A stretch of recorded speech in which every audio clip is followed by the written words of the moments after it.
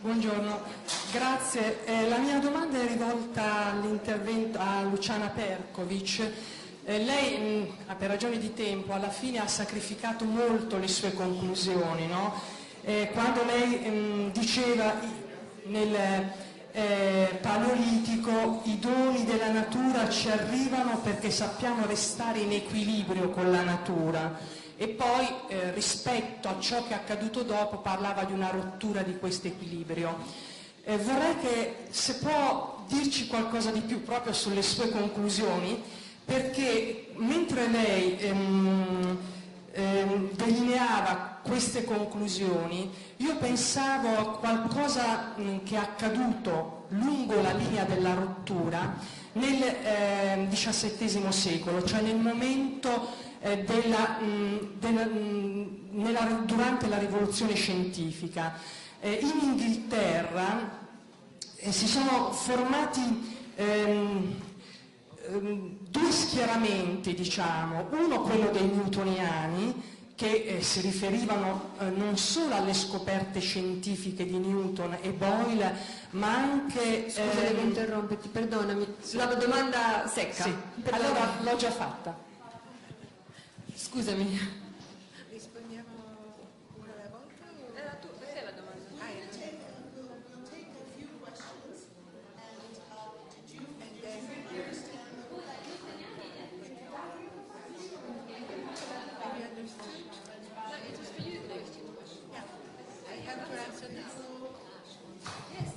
She wants to collect some. Excuse me. Yeah, I think I'm on a panel with 3 people who speak English and Italian. And so I think if everyone's listening, we'll all be able to use and understand the questions. And my sister here is going to make sure that when the meaning of the question is clear, that the questioner stops. So we'll gather 3 at least, and then we'll hear and hopefully have time for some more. Thank you.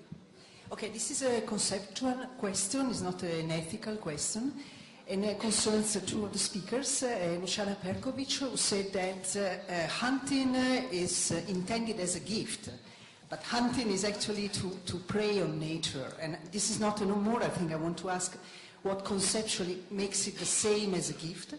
And also I found a contradiction in presenting motherhood or criticizing the patriarchal version of motherhood that wants women to be self-sacrificing and then proposing a gift solution to this. So I think these are contradictory things.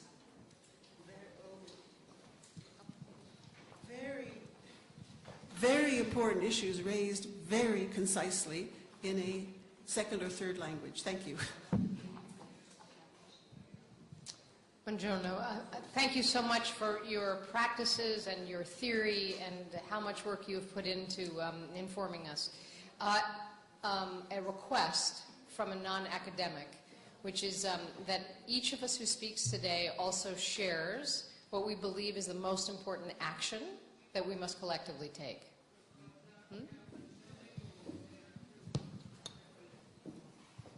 So, panelists, I don't want to take it in turns, or if you want to pick the one. 2 questions after Luciana. Okay. So, Luciana, do you want time to collect your thoughts? Yeah? Sono situazioni molto complesse che, trovandoci a discuterle con l'angoscia del tempo e quindi con la necessità di semplificare, capisco possono lasciare dei dubbi. Comunque, cercherò di dire questo. La caccia non è un dono, così come madre natura non è soltanto buona. Madre natura è anche terribile, è l'arpia più cattiva che possa essere immaginata, perché la vita procede per nascita, crescita, morte, distruzione e rinascita. Per mantenere questo ciclo, la morte è parte di questo ciclo. È necessario uccidere anche animali così come è necessario che noi uccidiamo le piante, perché io tra l'altro non vedo nessuna differenza tra mondo animale e mondo vegetale. Anche il mondo vegetale è un mondo vivente.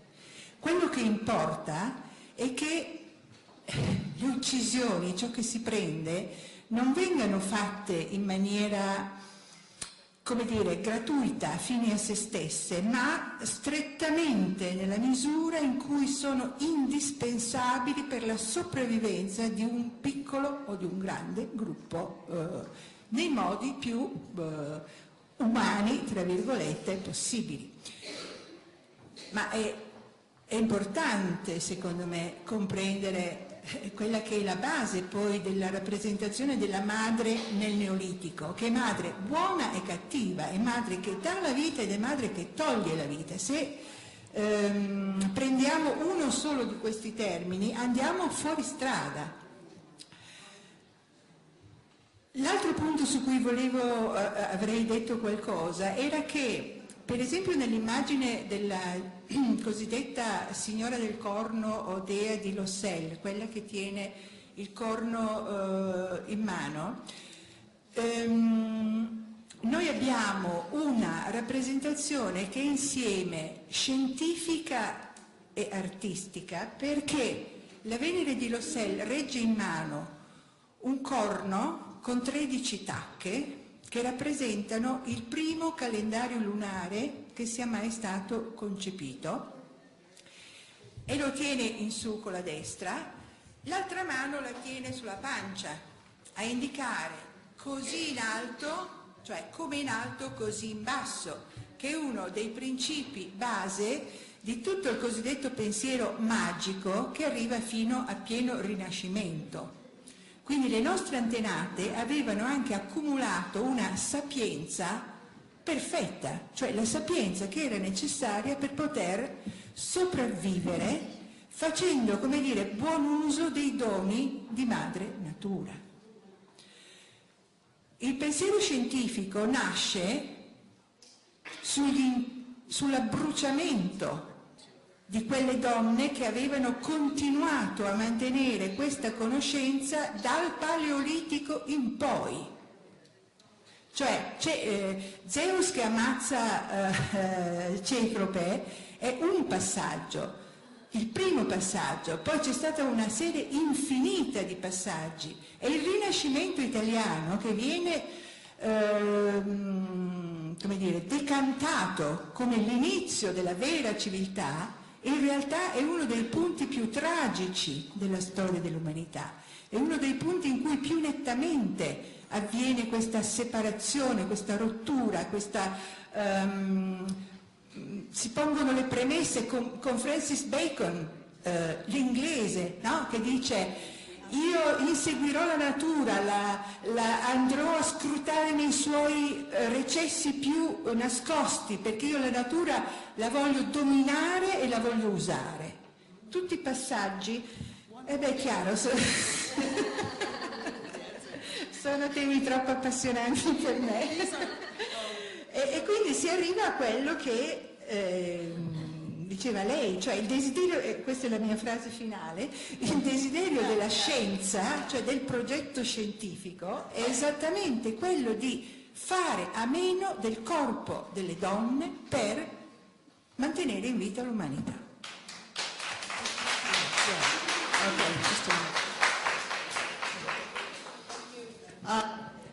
These are very central questions. This is fantastic. They're on the table now, and we can continue to explore them. There are two other questions, and I think Miriam's going to take one, and then we'll move on. There was the question what we shall do now. That's the point. I mean, what I try to point out with my work is we have to stop the belief that the motherhood as it is now has to stop. Motherhood is a collective principles. It's a collective caring, and the whole and community, and people have to understand that it's the duty of the society to care for the children and not individualize it to mothers. I find it even a crime to leave mothers alone with their children, because then we have all these terrible side effects like violence, like children blaming the whole life the mother was too much here or not enough. Completely neurotized people are lying on the couch of the therapist with their mother because they will blame her all the time for everything what went wrong in their childhood. So leaving a child alone in a nuclear family, facing only two persons who perhaps already are let's say, ready to educate and raise a child, or perhaps not. Many mothers perhaps cannot, for different reasons, raise their children. In a matriarchal society, for example, there are always other women around. There are the aunts, there are the grandmothers, and they will help that they are getting not neurotized.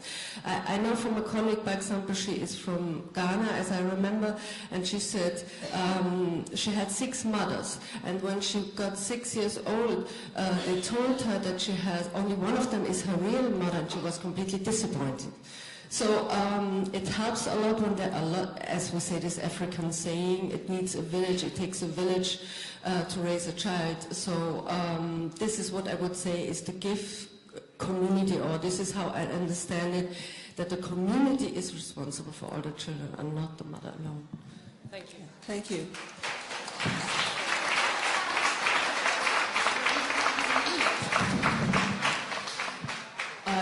I forgot about the second question, but I think it was for Luciana, so I just didn't pick up. So I will answer for the actions question, which is something I like, because we share stories and knowledge, but then we forget about the actions very often.